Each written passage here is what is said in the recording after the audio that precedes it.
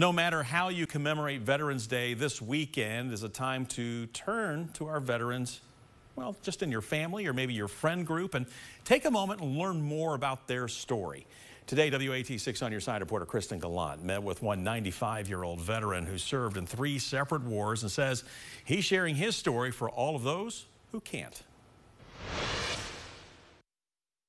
Here's when I went in the military. I was 17 years old. Here's when I came out of the military. I was 45.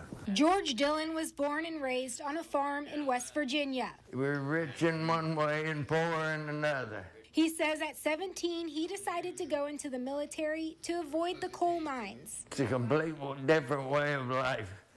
They'll make a man out of you or either drive you out, one or the other. George joined the Army Air Corps and then the Air Force, where he served in 3 different conflicts. I was in during World War II. I volunteered in November of 45. I was in until April of 72, all active duty. That's World War II, Korean War, and Vietnam. He was a medic in the Second World War and the Korean War and says the only combat he saw was in Vietnam. The day I got there, it was a lightning storm going on. I didn't know whether it was war or lightning. So scared to death, yes. And if they tell you they're not scared, they're lying, because that'll get your attention. He saw many of his friends killed in action. No one wins in war. No one. George says that was many years ago, but he shares his story for those who cannot. But if you don't talk about it, it'll eat you up inside.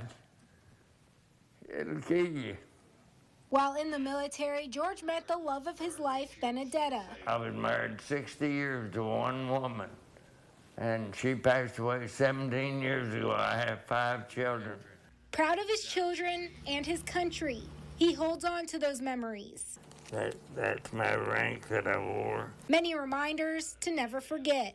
In Maryville, Kristen Gallant, WATE6 On Your Side.